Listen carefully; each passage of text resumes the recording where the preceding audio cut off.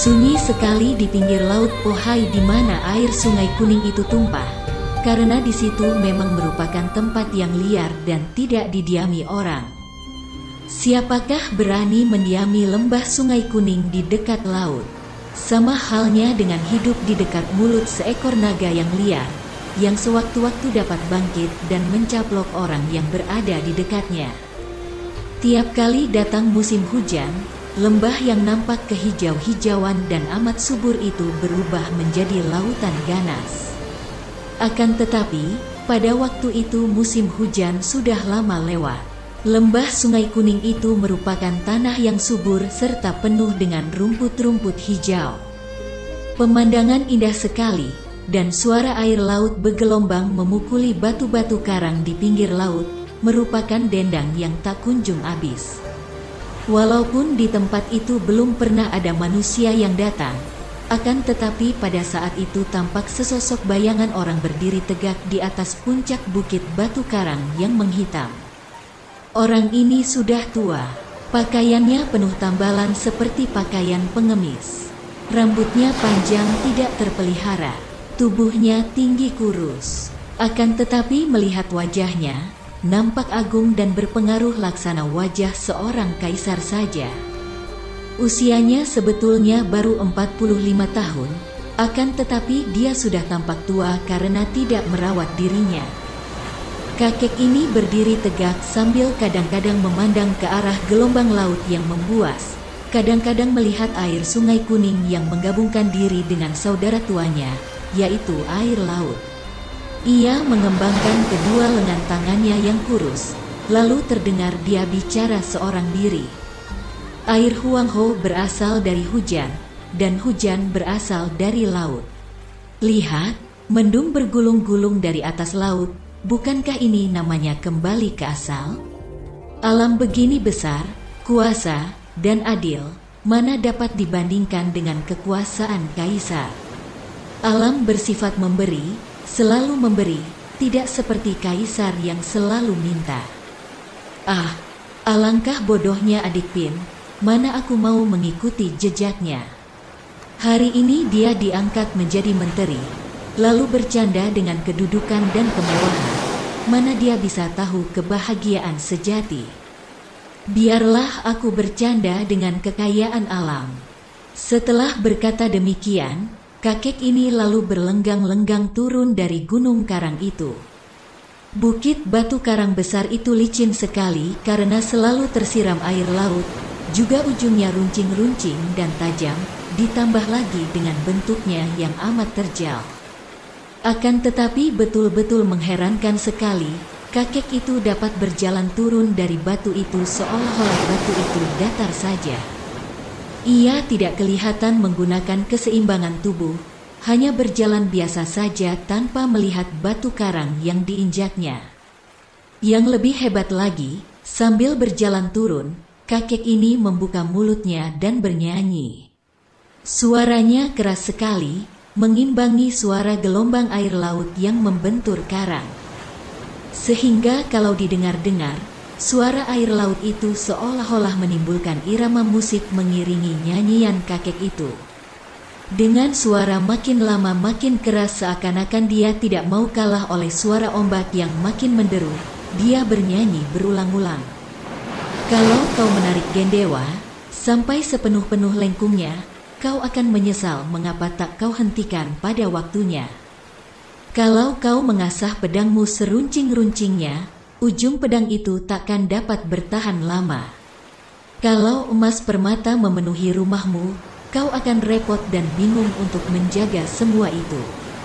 Menyombongkan harta dan mengagulkan kedudukan, berarti menyebar benih keruntuhan.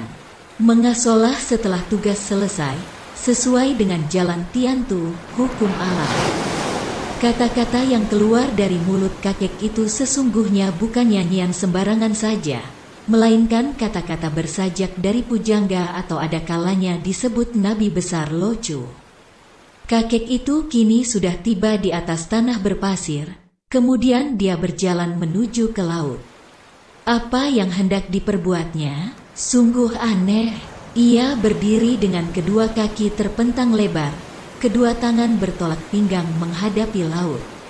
Ia berdiri di sebelah batu karang itu, menantikan datangnya gelombang ombak yang sebesar bukit.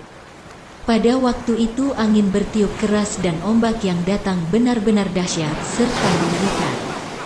Ombak ini makin dekat dengan pantai menjadi makin bergelombang. Sikap ombak ini benar-benar merupakan ancaman maut. Akan tetapi, di antara suara ombak menderu, terdengar suara kakek itu tertawa bergelak-gelak. Ombak datang dengan luar biasa hebatnya, membawa tenaga yang ribuan kati beratnya, menghantam batu karang dan juga kakek yang berdiri itu, menimbulkan suara hiruk-pikuk menggelegar yang terdengar sampai belasan li jauhnya. Akan tetapi, di antara suara menggelegar ini, masih terdengar suara ketawa dari kakek aneh tadi. Ketika ombak datang, dia mementang kedua lengannya lalu mendorong ke depan. Tubuhnya tidak tegak lagi, melainkan agak membungkuk ke depan. Ombak memecah pada batu karang dan lenyap menjadi air yang mengalir kembali ke tengah laut. Batu karang tadi bergoyang-goyang terpukul ombak, dan setelah ombak lenyap, batu itu masih berdiri tegak, memperlambangkan kekuatan yang luar biasa. Dan kakek tadi masih nampak berdiri, agak terengah-engah, akan tetapi masih ketawa-tawa senang. Hahaha, kakek batu karang, bukankah sang ombak tadi mempergunakan ilmu pukulan Tin San Chiang, pukulan menggetarkan gunung? Hahaha, pukulan itu terhadap kau dan aku sama saja dengan pukulan seorang bocah saja. Sesudah berkata-kata kepada batu, dia berseru, kakek ombak, hayo kau datanglah, pergunakan segala tenagamu. Hendak kulihat apakah kau mampu menggulingkan kakek batu karang. Ombak datang memukul dan pergi lagi, namun batu karang dan kakek itu tetap berdiri teguh. Benar-benar seperti kata-katanya tadi, kakek ini sedang bercanda dengan ombak dan batu karang, sedang bercanda dengan alam. Setelah menahan pukulan ombak sampai 5 kali, angin mulai mereda dan ombak yang datang hanya ombak-ombak kecil saja. Kakek itu menjadi bosan dan ketika dia hendak mendarat, mendadak dari atas batu karang itu melompat turun sesosok bayangan orang dengan gesitnya. Tahu-tahu di hadapannya berdiri sambil tertawa seorang wesio gundul yang tubuhnya seperti bola karet, bulat segala-galanya. Kemudian dia membungkuk, lalu mendorong batu karang itu. Benar-benar hebat sekali. Batu karang yang tadi tertimpa gelombang berkali-kali, bahkan yang entah sudah berapa ribu kali terdorong ombak tanpa bergeming, dan hanya bergoyang-goyang sedikit saja. Kini terkena dorongan wesio bulat ini, menjadi miring dan akhirnya roboh. Wesio itu terengah-engah sedikit, lalu menghadapi kakek tadi sambil tertawa-tawa. Hehehe, Ang Bin Sin Kai, pengemis sakti muka merah. Biarpun kakek ombak amat kuat, namun dia tidak mempunyai akal budi seperti kita. Mana bisa dia mendorong roboh batu karang ini? Kakek pengemis itu pun tertawa sambil memandang ke langit. Di tempat ini berjumpa dengan Jengkin Jiu, tangan 1000 kati, sungguh amat menggembirakan. Ada sahabat datang dari tempat jauh, bukankah itu amat menggirangkan hati? Kalimat terakhir ini pun adalah ujar-ujar kuno yang diucapkan Nabi Kongju. Kak Tong Taisu, jauh-jauh kau datang dari selatan ke sini, apakah hanya untuk merobohkan batu karang ini? Pengemis bangkotan, merobohkan batu karang benda mati ini, apanya sih yang aneh? Apabila kakek ombak yang mampu mendorong roboh kakek batu karang, barulah boleh dibuat kagum. Sebaliknya kalau Pinceng mampu mendorong roboh pengemis bangkotan, batu karang hidup, itu baru namanya cukup berharga. Kakek yang dipanggil Ang Bin Sin Kai atau pengemis sakti muka merah itu tertawa lebar. Kepala gundul, jadi kau ingin mencoba kepandaianku. Itukah maksud kunjunganmu? Ayam jago dari selatan bertemu ayam jago dari timur. Mengapa banyak berkeruyuk lagi? Masih tanya-tanya maksud kedatangan. Setelah berkata demikian, Wesio gundul yang bertubuh bundar itu lalu menubruk maju dengan kedua tangan dipentang seperti hendak menubruk dan menangkap seekor katak. Ang Bin Sin Kai maklum bahwa meskipun kelihatannya serangan ini seperti main-main, akan tetapi hebatnya bukan main. Ketika dia mengelak sambil melompat ke kiri, pasir di belakangnya yang terkena angin terkaman ini berhamburan ke atas dan batu karang di belakangnya bergoyang-goyang. Lihai sekali kau punya ilmu pukulan Yu Choan Sui Jiu.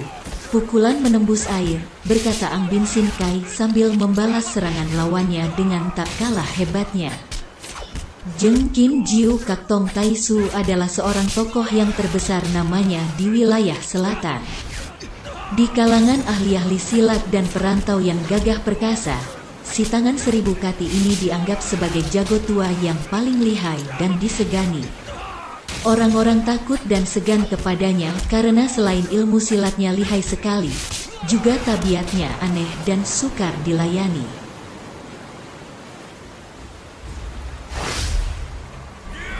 Oleh sebab itu, Jeng Kim Jiu Kak Tong Tai Su ini hidupnya seolah-olah terasing. Ia tinggal di sebuah pulau kosong yang kecil di sebelah selatan Provinsi Guangdong dan tidak ada seorang pun manusia yang berani mendatangi pulau ini. Orang-orang hanya bisa melihat Wesio gemuk ini bila ia menyeberang dan mengadakan perantauan di daratan Tiongkok. Ilmu kepandaiannya amat tinggi, dan dia terkenal sebagai seorang ahli guakan, tenaga luar, yang sudah memiliki kepandaian sempurna sekali sehingga tenaganya sukar untuk diukur bagaimana besarnya. Oleh karena tenaga guakangnya inilah maka dia disebut Jeng Kim Jiu. Ketika mereka bertempur tadi, matahari masih berada di atas kepala mereka. Akan tetapi kini matahari telah lenyap di balik gunung sehingga cuaca telah menjadi remang-remang. Namun pertempuran masih dilanjutkan dengan ramainya dan ternyata keadaan mereka benar-benar berimbang. Berhubung dengan datangnya sang malam, angin mulai menyerang lagi. Suara gemuruh dibarengi getaran-getaran pada tanah pesisir itu menandakan bahwa gelombang ombak membesar menghantami batu-batu karang di pantai. Kedua orang kakek yang aneh itu masih saja melanjutkan pertandingan mereka. Makin lama mereka merasa makin gembira karena setelah berpisah bertahun-tahun, sekarang ternyata kepandaian masing-masing menjadi makin maju dan hebat. Tiba-tiba saja di dalam gelap itu nampak cahaya hijau menjulang tinggi dari tengah laut. Kembali nampak cahaya kehijauan melayang ke atas dan sesudah sampai di atas lalu padam. Ah, itulah tanda kapal dalam bahaya, seru Ang Bin Sin Kai. Benar, kau perhatikan, bukankah di tengah laut itu nampak lampu merah sebentar ada sebentar hilang, ujar Jeng Kim Jiu. Keduanya memperhatikan dan benar saja. Sebentar-sebentar, bila ombak yang setinggi gunung sudah turun, nampak lampu merah berkelip-kelip jauh sekali dan berkali-kali api hijau itu melayang ke atas. Nasib mereka sudah pasti, kata Ang Bin Sin Kai perlahan. Ikan-ikan hiu akan berpesta pora setelah badai mereda. Dalam badai seperti ini, bagaimana mereka dapat meloloskan diri, kata Wesio itu. Kita pun tidak berdaya menolong mereka, kata kakek pengemis. Benar, sungguh sayang, melihat sesama manusia dipermainkan oleh maut namun tidak dapat turun tangan menolong. Alangkah menyedihkan, si Wesio berkata dan suaranya benar-benar terdengar sedih. Mendengar suara ini, si kakek pengemis juga menjadi sedih. Keduanya kini duduk di atas batu karang yang tinggi dan sambil duduk berdampingan. Dua orang yak tadi bertempur mati-matian itu memandang ke tengah laut. Kadang-kadang mereka berseru girang kalau melihat api merah itu, akan tetapi berdebar-debar gelisah apabila api itu tidak kelihatan lagi. Mereka masih ada, seru Wesio itu kegirangan bila mana melihat sinar hijau melayang ke atas. Moga-moga mereka selamat, si pengemis berdoa.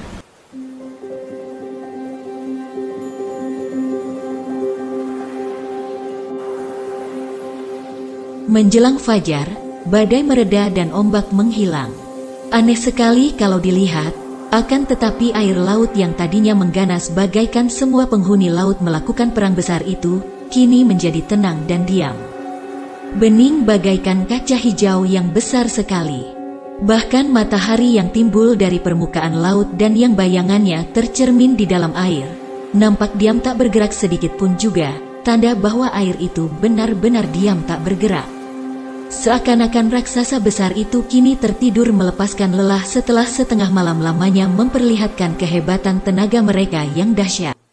Omitohut, Wesio itu menyebut nama Buddha. Benar-benarkah kau sudah berhasil menangkap seekor ikan duyung? Tutup mulutmu, gundul. Lebih baik lekas kau tolong anak ini. Jika aku tidak tahu bahwa kau mengerti ilmu pengobatan, buat apa aku membawanya ke pantai? Pengemis itu lalu meletakkan tubuh anak kecil yang dipondongnya tadi di atas pasir. Anak itu pingsan dan mukanya biru, perutnya gembung penuh dengan air asin. Omitohut, akhirnya bisa juga kita menolong seorang di antara para penumpang perahu yang tenggelam itu, kata Wesio gemuk sambil berjongkok memeriksa anak tadi. Ia suka sekali melihat anak ini karena anak ini memiliki wajah yang tampan. Dan ketika dia memeriksa tubuh anak itu, dengan girang sekali dia mendapat kenyataan bahwa anak itu mempunyai tulang-tulang yang baik sekali, tulang seorang calon ahli silat yang pandai. Yang terutama sekali membuat Wesio ini merasa senang adalah kepala anak ini yang gundul pelontos dan licin seperti kepalanya sendiri. Anak baik, anak baik. Berkali-kali Wesio itu berkata sambil mengelus-elus kepala yang gundul licin itu. Si pengemis menjadi dongkol sekali melihat ini. Kau hendak mengobatinya atau hendak mengelus-elus kepalanya? Tanyanya marah. Akhirnya Jengkin Jiu Kaktong Taisu mulai mengobati anak itu. Ia memegang dua kaki anak itu dalam tangan kiri, menjungkir balikan anak itu dengan kaki di atas dan kepala di bawah, lalu tangan kanannya menepuk-nepuk perut anak itu yang gembung penuh air. Buang air itu. Untuk apa memenuhi perut? Katanya. Seketika itu juga air laut mengalir keluar dari mulut anak itu sehingga perutnya menjadi kempis kembali. Lalu ia meletakkan anak itu di atas tanah, telentang dan menggerak-gerakkan kedua tangan anak itu sehingga dada itu terangkat beberapa kali. Akan tetapi tetap saja anak itu tidak dapat bernapas lagi. Si Wesio menjadi gemas. Anak bandel, bandel dan tolol. Makinya. Akan tetapi biarpun dia memaki demikian, dia lalu mendekatkan mulutnya pada bibir anak itu. Dia lalu menempelkan mulutnya yang besar, memenuhi bibir kecil anak tadi, dan meniup serta menyedot beberapa kali. Si pengemis tua hanya memandang saja. Diam-diam dia merasa sangat iri hati terhadap kepandaian Wesio gemuk ini, oleh karena dia sendiri sama sekali tidak mengerti tentang cara-cara penyembuhan. Tak lama kemudian, terdengar anak itu mengeluh dan pernapasannya berjalan kembali. Hanya sebentar dia mengeluh sambil menggeliat-geliat, lalu setelah membuka matanya, anak itu melompat berdiri. Dua orang kakek itu diam-diam memandang kagum. Anak ini benar-benar memiliki tulang yang baik dan juga daya tahan luar biasa sehingga baru saja terhindar dari bahaya maut, sekarang telah bergerak dengan tangkas pula. Anak baik, siapa kau? Pengemis tua itu bertanya. Bagaimana dengan nasib penumpang-penumpang lain? Wesio itu pun bertanya. Untuk sejenak anak itu memandang bingung. Biarpun dia telah mengingat-ingat, namun dia benar-benar telah kehilangan ingatannya. Siapa aku? Di mana aku? Aku tidak tahu. Siapakah Lopek dan Losuhu ini? Anak ini mempunyai suara yang nyaring dan sepasang matanya bersinar-sinar tajam sekali. Ang Bin Sin Kai dan Jengkin Jiu Katong Taisu saling pandang, lantas mereka berdua tertawa besar. Aku dipanggil Ang Bin Sin Kai, pengemis itu memperkenalkan diri. Dan Pinceng adalah Kaktong Taisu, menyambung Wesio gemuk. Mengapa aku berada di sini? Anak itu bertanya. Kalau tidak ada Hai Leong Om, Raja Naga Laut yang mengamuk, mana bisa kau ditelan ombak? Dan kalau tidak ada kami dua orang tua bangkotan, mana bisa kau berada di sini? kata kakek pengemis itu yang memang sudah biasa mempergunakan kata-kata yang sukar dimengerti. Akan tetapi ternyata anak itu cerdik sekali. Ia lalu menjatuhkan diri berlutut di depan dua orang kakek itu sambil berkata, "Aku sungguh tidak mengerti mengapa aku tenggelam di laut. Akan tetapi atas pertolongan Jiwi Losuhu, aku benar-benar merasa berterima kasih sekali. Semoga Kuan Im Posat memberkahi Jiwi yang mulia." Dia lalu berlutut sambil mengangguk-anggukkan kepalanya berkali-kali. Dua orang kakek itu saling pandang dengan mata terbuka lebar-lebar. Mereka merasa girang sekali melihat sikap anak ini. Anak baik, agaknya orang tuamu pemuja Kuan Im Posat. Bagus sekali, kata Kak Tong Taisu. Siapakah orang tuamu dan siapa pula namamu? Dari mana kau datang? Anak itu menggeleng-gelengkan kepala dengan muka sedih. Aku tidak tahu siapa orang tuaku. Siapa pula namaku aku sudah lupa lagi. Dari mana aku datang? Entahlah. Yang terang dari laut, karena bukankah Jiwi mengeluarkan aku dari laut? Dia menudingkan jarinya yang kecil itu ke arah laut. Kembali dua orang kakek itu saling pandang. Dia sudah kehilangan ingatannya karena mengalami hal yang amat dahsyat di tengah laut. Kasihan, kata Kak Tong Taisu. Anak, kalau begitu, aku hendak memberi nama kepadamu, maukah kau? Anak itu mengangguk. Ang Bin Sin Kai menjadi girang sekali. Kalau begitu, mulai sekarang kau bernama keturunan Lu. Terdengar Kak Tong Taisu tertawa bergelak-gelak. Suara ketawanya ini nyaring sekali sehingga anak itu terkejut. Ia merasa telinganya sakit sekali mendengar suara ketawa ini, maka cepat-cepat dia menutup telinganya dengan kedua tangannya. Mengapa kau tertawa, setan gundul? Ang Bin Sin Kai membentak marah. Hahaha, kau jembel tua bangka ini, biarpun di luarnya seperti jembel, ternyata masih belum sanggup melupakan asal keturunan bangsawanmu. Biarlah anak ini kau berisi. Bagiku, apakah artinya nama keturunan? Merepotkan saja. Anak baik, kau sekarang silu seperti si pengemis tua bangka ini. Akan tetapi, namamu adalah aku yang akan memilihkan. Kau sekarang memakai nama Kuan Chu.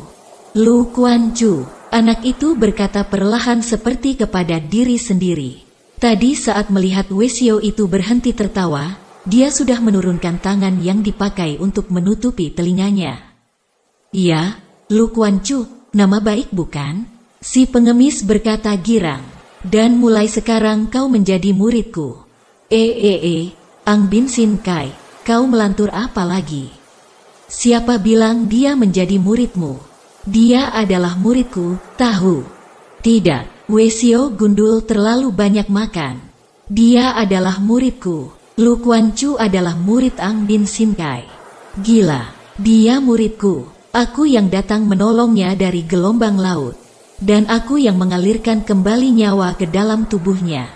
Kedua orang kakek ini kembali saling berhadapan dengan mata mencereng, siap untuk memperebutkan anak itu. Keduanya bersitegang dan akhirnya tanpa dapat dicegah lagi keduanya lalu bertanding pula. Mereka mengeluarkan ilmu pukulan yang paling dahsyat sehingga pasir berhamburan terkena angin pukulan mereka. Bahkan ketika anak yang kini bernama Lu Kuan Chu itu terdorong oleh angin pukulan, anak itu lantas terguling-guling, bagaikan sehelai daun tertiup angin keras. Tentu saja dia menjadi terkejut sekali. Dan anak ini lalu mencari tempat perlindungan di belakang sebuah batu karang besar. Ia mengintai dan menonton pertempuran itu dengan kedua matanya yang lebar dan tajam itu terbuka lebar-lebar. Kini, pertempuran yang terjadi jauh lebih hebat daripada malam tadi. Karena kalau malam tadi mereka bertempur hanya mengandalkan pendengarannya, sekarang mereka dapat mengerahkan seluruh kepandaian dan ketajaman mata mereka. Rasa lapar terlupa dan adanya hanya nafsu untuk menang. Tiba-tiba terdengar suara yang nyaring dari anak itu. Aneh, aku kesunyian mencari kawan. Dua orang ini, di tempat yang begini sunyi, saling bertemu dan mendapat kawan. Mengapa bahkan saling pukul seperti kerbau gila? Ah celaka, Tentu mereka berdua ini miring otaknya. Mendengar omongan ini, biarpun sedang berkelahi, dua orang kakek itu saling pandang sambil membelalakkan mata. Akan tetapi mereka kembali melanjutkan perkelahian itu. Ketika anak kecil tadi melihat betapa dua orang kakek itu masih saja berkelahi, agaknya dia menjadi bosan. Diam-diam dia lalu pergi meninggalkan tempat itu. Zheng Qinjiu dan Ang Bin Sin Kai tentu saja tahu akan hal ini. Akan tetapi mereka sedang mengerahkan seluruh kepandaian untuk merobohkan lawan yang amat tangguh, hingga mereka kurang memperhatikan anak yang pergi itu.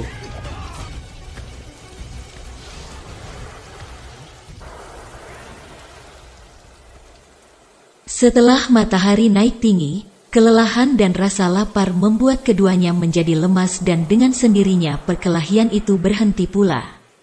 Mereka duduk di atas pasir dengan napas terengah-engah sambil saling pandang. "Kau tua bangka gundul, sungguh hebat kepandaianmu," Ang Bin Sin Kai berkata memuji. "Dan kau pengemis kurus kering, ternyata lebih hebat daripada dulu.